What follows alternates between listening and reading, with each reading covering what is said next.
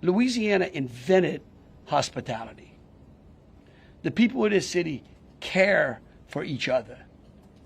And believe you me, we care about each one of the lives that were lost in this city and that. We will never forget them. But it would be a tragedy if we let their losses be snuffed out because of fear. This city will be back.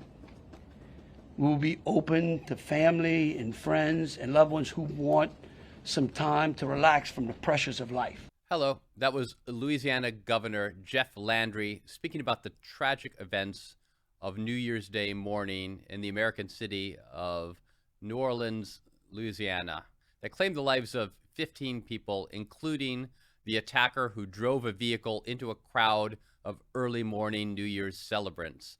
The FBI has said that the attacker acted alone, that there were no apparent accomplices. The FBI is still asking for anyone to come forward with information. They are still developing the case and trying to determine the motivations behind this attack. And now earlier today, we on Americast sat down and discussed this. This is obviously a story that has been moving and changing over time. We were originally going to be talking about a time capsule and looking ahead to predictions for the new year. But at least at the moment, we are very focused on what is happening and what has happened in America over the past 24 hours. Welcome to Americast. Americast from BBC News. It's Justin in the worldwide headquarters of Americast in London, England. And it is Marianna, aka Misinformation, also in the worldwide headquarters with Justin. And it's Anthony here in Washington, D.C. And Anthony, you've actually been in New Orleans during New Year's celebrations. Give us a kind of sense, first of all, of what it's like, of how the crowds are, and I suppose also the space that we're talking about. Yeah, New Orleans is always a party scene. There's so many conventions and events throughout the year in that city, but New Year's Eve is special. It is a festive attitude. Bourbon Street, where this attack took place, is crowded with people. I remember when I was there on New Year's Eve after the countdown and the celebration of New Year, me and a group of friends went out onto Bourbon Street, and it was like we were scattered to the wind. We all got pushed in different directions by the crowd. No one saw anyone else for hours after that before we could locate each other. By the time this attack took place, 3 a.m, reportedly, it calms down a little bit, but it is never entirely empty. One of the big draws on New Year's Eve and New Year's Day and that time of year in New Orleans is a football game, the Sugar Bowl. It's a college football game. This year, it's a playoff college football game, so there's even more interest and action around the stadium, which is within walking distance of Bourbon Street. The stadium, the Superdome, holds about 63,000 people, and you have folks from the two fan bases, from those two participating schools. They tend to dominate Bourbon Street. This year, it's Notre Dame in Indiana and Georgia, which is a university near Atlanta. So you can imagine that there would have been sports fans from those two universities, from those two regions, all over Bourbon Street that night.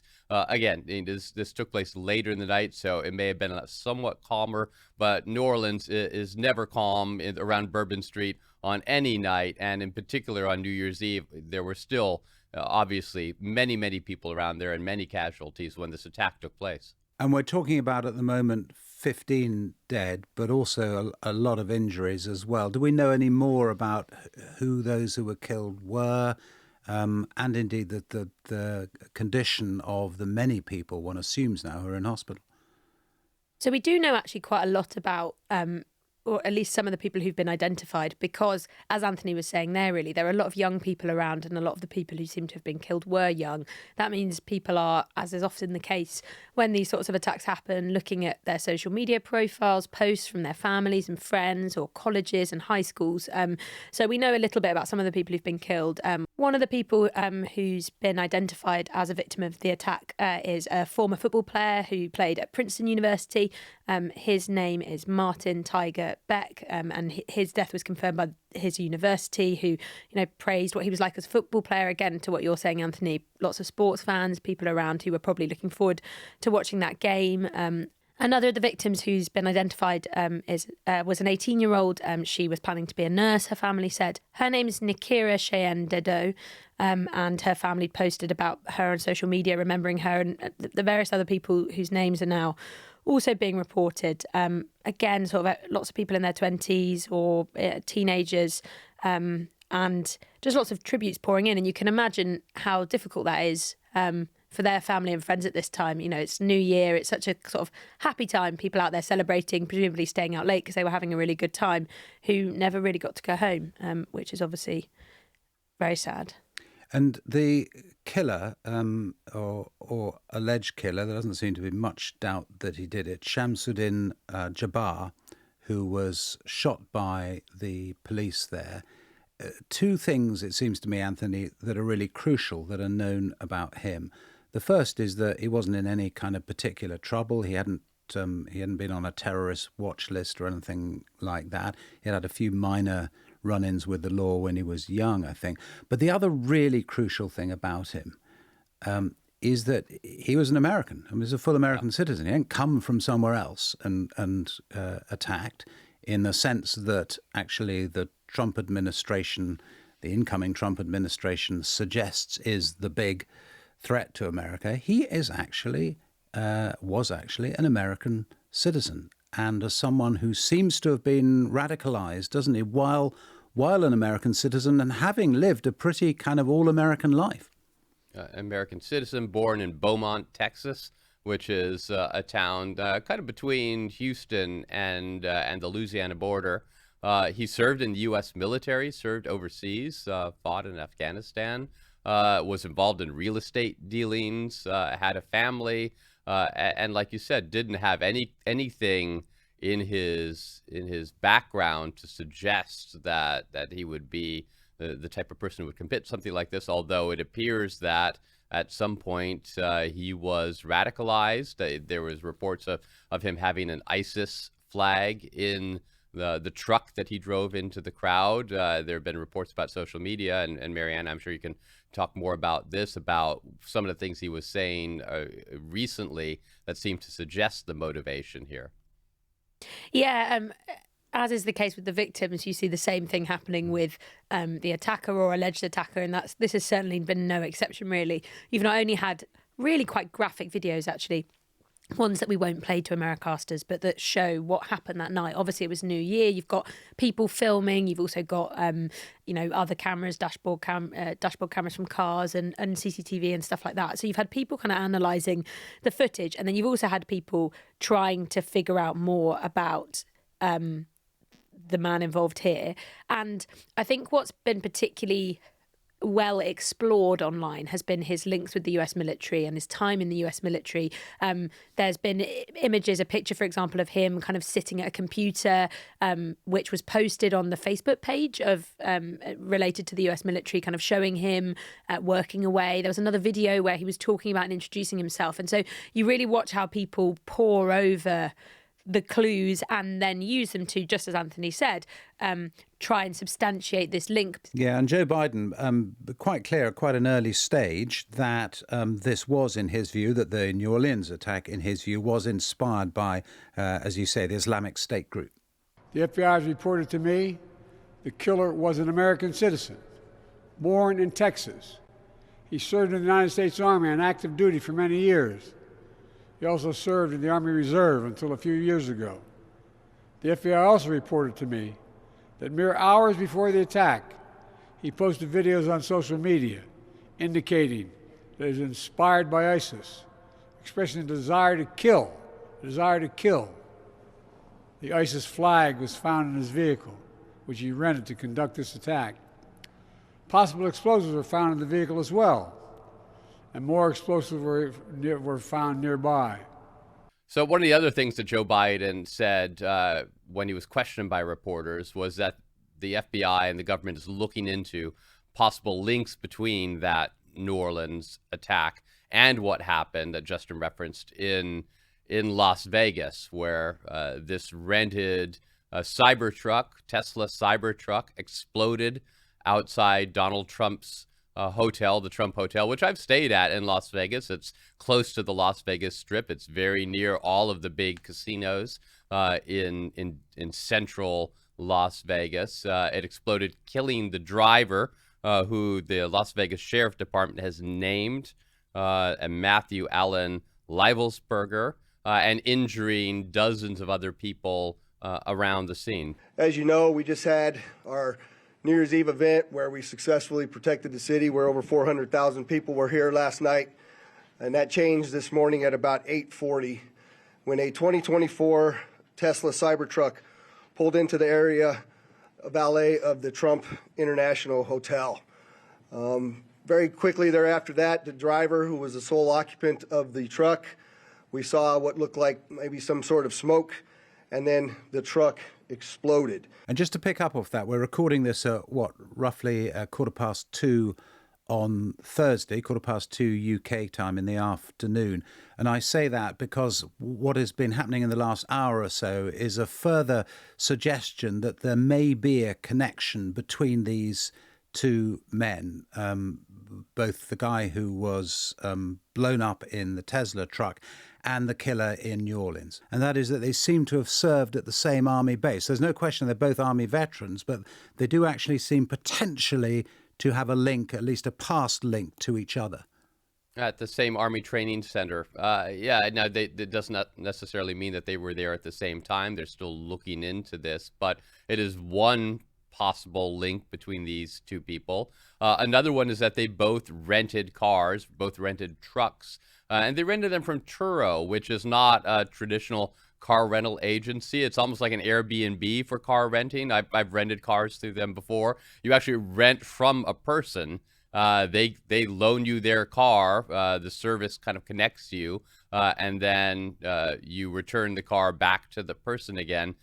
There's been some speculation that this could have been a way to avoid law enforcement, because it's not done the way people normally rent cars, and it is rather a unique way for these two alleged suspects to have gotten the vehicles they used in these attacks. Now, one of the things Joe Biden said at the end of his news conference was that people shouldn't jump to conclusions about anything that has happened. Well, that just seems in the modern world to be a kind of rather lame thing to say, frankly, because people do jump to conclusions, don't they? So let's talk about some of the conclusions that some have jumped to, and more seriously as well, what the ramifications are of this attack and of the threat that seems to be posed to America, that I think a lot of Americans knew was posed behind the scenes, and how that might be dealt with not only in the dying days of this administration, but of course in the next one too.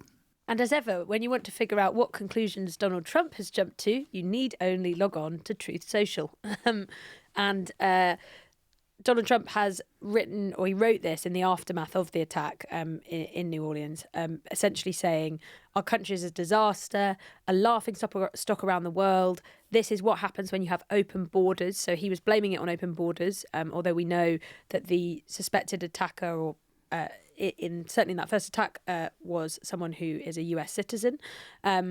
And in particular, he took aim at the Department of Justice, the FBI, and the Democrat state, to quote him, and local prosecutors who he feels haven't done their job, and spoke about non-existent leadership.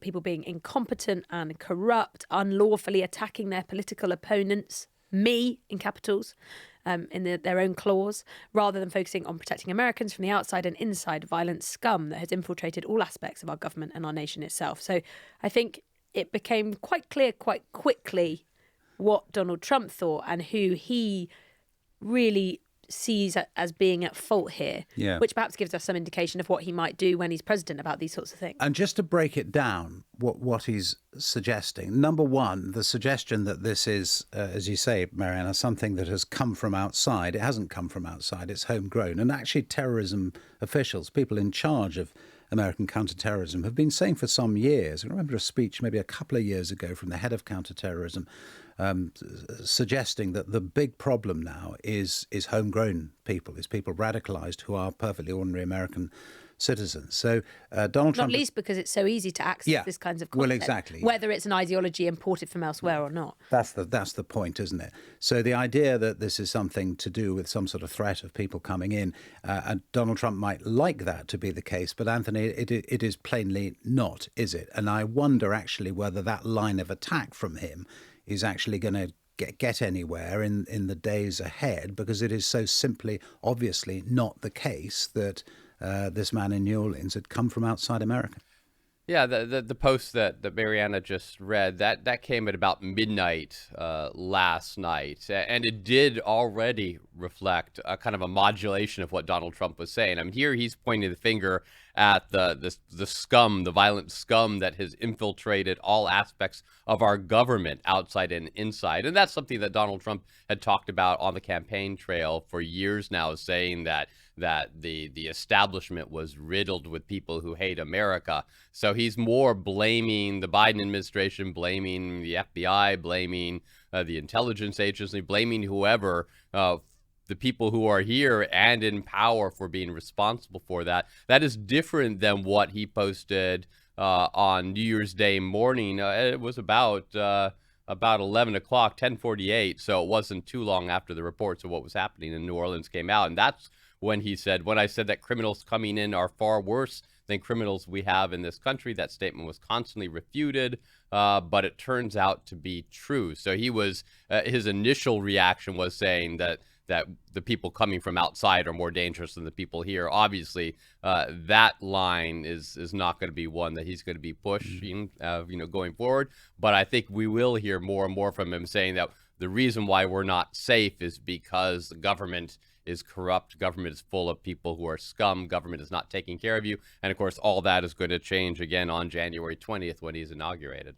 It's interesting, actually, and this is a slightly different sort of tragic event that happened over Christmas while Americast, while you were listening to all of our predictions or our wrong predictions and various other things. But it's the same attack line that was repeated when there was this really shocking incident of a woman being set on fire on the metro in New York, on the subway, and people, the alleged attacker, the person who's been charged for doing that, is someone who is a Guatemalan immigrant, someone who'd previously been deported and come back. So in that situation, this kind of attack line, which Donald Trump repeated, worked effectively, because people saw it as, right, okay, that is clearly part of the problem here. Whereas, as you say, Anthony, it feels like this conversation about immigration is perhaps not headed in the direction that initial post would have suggested, not least because we now know that a suspected attacker seems to be a US citizen. And also, it's worth saying, and I was looking at the undercover voters who've been having a bit of a Christmas break, but they're back on and fired up. Who are they? Who are they? The fictional characters with all their social media profiles whose feeds I analyse, and looking particularly at the Trump-supporting undercover voters. So that's Populist Right Brittany and Faith and Flag Larry. Their feeds were initially they had quite a lot of posts about immigration, and then quite quickly that has pivoted to this new. Like, it's interesting how Donald Trump's own pivot is then reflected in all of the other kind of fans and people posting who were talking about immigration and now actually are talking about corruption within the government and perceived security failings and stuff like that. And on that, Anthony, the FBI, it's a really interesting one now, isn't it? When you're looking at the kind of political ramifications of this attack. The FBI initially, a field officer in New Orleans, I think, giving a news conference within hours of the attack, said that she thought it wasn't terrorism, or they didn't think at that moment that it was terrorism.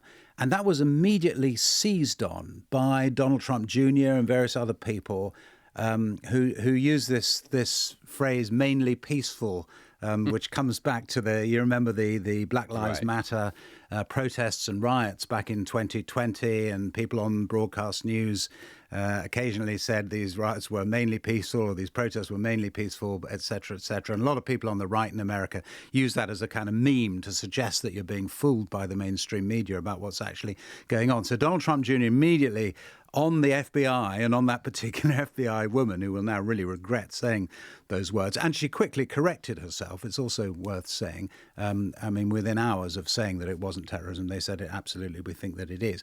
But that sort of suggestion that the FBI is part of this group of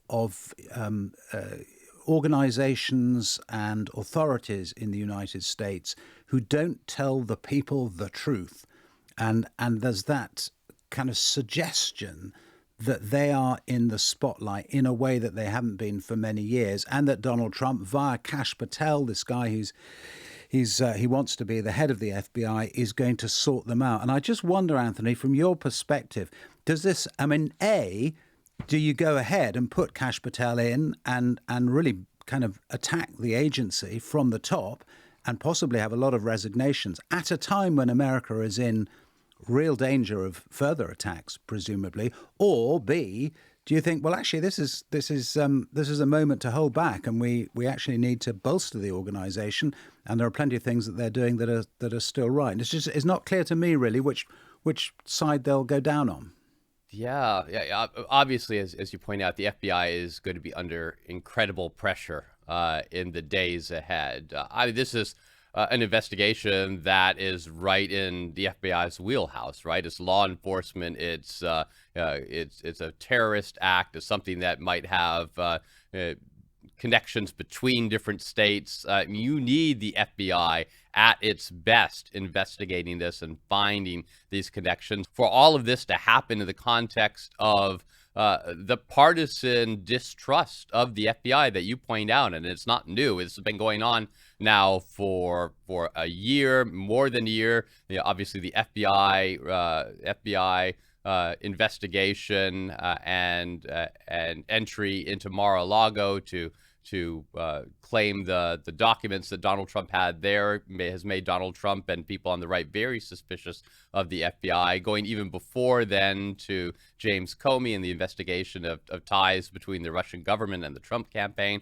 All of that has created an atmosphere where half the country doesn't trust the FBI. And there was actually, I was listening to John Kennedy, a Republican senator from Louisiana, who in a press conference said he was going to chase the FBI to the ends of the earth. I mean, he was very outspoken, saying if they hide anything, if they lie to us, if they don't talk about everything that they have, he is going to investigate them fully. And that shows that there is this distrust that the FBI is holding something back, where they're not telling the truth, they're framing their investigations based on politics, and that's not something that I think is going to change, no matter which avenue the Trump administration goes forward on when they take power. Whether they just clean house at the FBI, possibly disrupting investigations, or if they try to modify the FBI around the edges and leave the institution somewhat the way it is now, but just replace the leadership and don't do one of these full house cleanings that you mentioned. I think it's interesting that, like you say, Anthony, that kind of the narrative that there is something very sinister happening or corrupt or deliberate is one that is particularly pervasive on social media, and that I encounter a lot in the world I investigate, not least because it then sort of gives rise to, beyond legitimate questions and concerns people have, quite extreme conspiracy theories. But often it kind of boils down to this question of how much is it to do with a deliberate, decision to get something wrong, and how much is it actually to do with negligence or incompetence or people getting stuff wrong. And that is something that people are also talking about here, because there are quite serious questions for the city itself of New Orleans and how they protected people that night. I mean, anyone who's been to any kind of fireworks display, not just over New Year, but kind of all the time now, unfortunately, there are now often like concrete barriers everywhere, or you'll see that people have like parked cars or trucks in certain ways. I mean, I can't remember the last time I went to an event like that where there wasn't quite obvious barriers to kind of stop something like this happening. There were questions when a similar attack to this happened in Germany over Christmas. And again, these are being asked of the authorities there. Anne Kirkpatrick, who's the police chief there in New Orleans, said, we've been aware of this bollard situation, and essentially admitted that they were dealing with repairing these bollards on the bit of the sidewalk where the car managed to run the people over, and that he managed to get around the barriers that were there. Now, I want to share with y'all, if you did not know, that this particular terrorist drove around onto the sidewalk and got around the hard target, where he did have a car there. We had barriers there, we had officers there, and they still got around. So we did indeed have a plan, but the terrorists defeated it. I mean, I wonder whether it's too much of a stretch, but I think in a way it isn't actually, to say that this is a kind of further depressing evidence to Americans that a lot of the, it's not so much the institutions as the kind of practical infrastructure parts of the United States that should be functioning are not. Because these bollards in New Orleans, which were meant to be there, have been being mended since November. Okay, so you could say, well, that's not too long a time. But on the other hand, with New Year's Eve arriving and the Sugar Bowl, the football game that Anthony was talking about as well, they probably should have been in place and in a functioning place where there was the money to do it and the resources and all the rest of it and the political will. You'd have thought that replacing bollards shouldn't be beyond the United States, really, to do in a week or so. And to have something else in place, perhaps, that was functioning. And I think there is this kind of just this sense among Americans, quite away from the politics of Donald Trump and all the rest of it, that there are things in the United States that ought to work that don't necessarily work. Is that fair to say, Anthony? I think, particularly in a city like New Orleans, that its kind of dinginess is one of its appeals. It's a little decayed, and the government there does not always function. I will say we had the mayor of New Orleans on Americast talking about the crime epidemic in that city just, I believe, last year. I think, yes, you're going to find criticism of New Orleans for not hardening that target, particularly in a high-profile situation. And whenever there's an attack, you see those sorts of criticisms. And the reality, of course, is that terrorist attacks strike where there's a weak link, and it's very hard to harden the entire country. It's very difficult to make all of us safe. And what this drives home is that we aren't safe, and there can be attacks. And if someone is motivated to give their lives to kill Americans in a crowded situation, to commit mass murder, you will find a way to do that. Maybe you can foil some of the attempts, but there are going to be others that are ultimately successful. I also want to point out that football game was supposed to happen on New Year's Day that evening, and it has been postponed to this afternoon, 4 o'clock Eastern time. We'll see if they postpone it again. That will raise concerns because, again, you're going to have a big crowd, and you can do things to make things safer, but you can never be entirely safe. And Americans forget that a lot. And then you get reminders like this, that this is a dangerous world we live in, and that there are potentials for violence, even if with this, it doesn't happen very often. It is rare, but when it does, it is heartbreaking. It's worth talking a little bit more about the ramifications of this Cybertruck explosion as well, not least because the Cybertruck is a Tesla invention, and Tesla and the Cybertruck are obviously very closely related to Elon Musk, who has become such a vocal character. In fact, this is beginning our trend of never not mentioning Elon Musk in any episode of Americast for 2025. But it comes as little surprise that Elon Musk has obviously come out to defend the Cybertruck and to say, hang on a second, originally there were reports that it could have been some kind of malfunction or a problem, and he's come out very strongly to say, absolutely not. There was nothing wrong with the Cybertruck. And in fact, and he posted this on X, to quote him, the evil knuckleheads picked the wrong vehicle for a terrorist attack. Cybertruck actually contained the explosion and directed the blast upwards. Not even the glass doors of the lobby were broken. So suggesting that it was a but you wonder again, and there are lots of unanswered questions about what's happened with this Cybertruck and the motivation behind that and why it's happened and so on and so forth. Right, that is the end of this episode, but as ever, we love to hear from you, so please do keep getting in touch. You can send us questions or comments on our Discord server. The link is in the description to the podcast. You can send us a WhatsApp or a message on +44 330 123 9480. You can send us an email, americast@bbc.co.uk. And you can send us a message on social media using the hashtag Americast as well. But that's all for now. Bye. Bye. Bye, y'all.